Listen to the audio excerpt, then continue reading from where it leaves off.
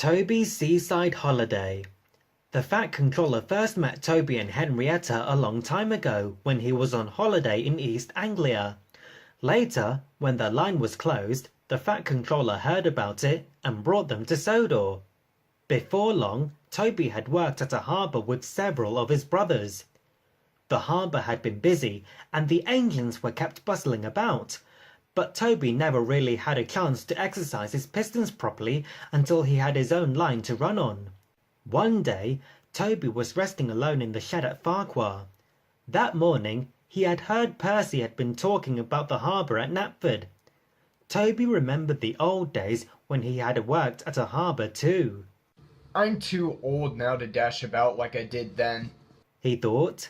Backwards and forwards all day long between the harbour and the big station, with never any chance of a holiday, but I did go to the seaside once. He remembered. For a while, anyway. His driver and fireman had been so excited when they came to work one day. "We've been promised a trip to the seaside," they said. What do you mean? Asked Toby.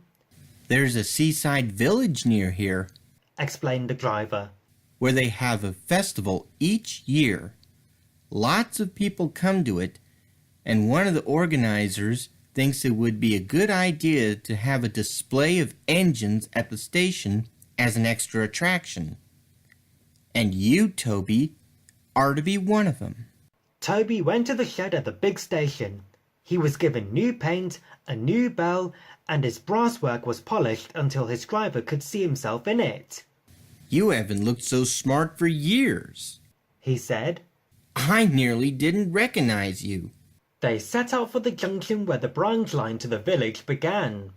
As they arrived, a train came in from the branch line.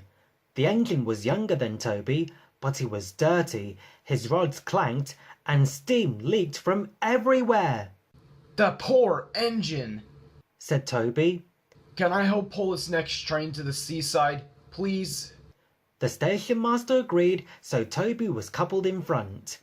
Festival time is the best time of the year, the other engine said. Lots of extra trains and visitors. I expect you'll be able to stand on the long carriage siding. They soon reached the seaside station, where the station master came out to meet them. He was surprised to see Toby. He stared, frowned, and went away shaking his head. Next day, Toby was excited. He woke early and saw the sea sparkling in the distance. White birds wheeled and swooped overhead, making loud mewing noises. I wonder what they are, thought Toby.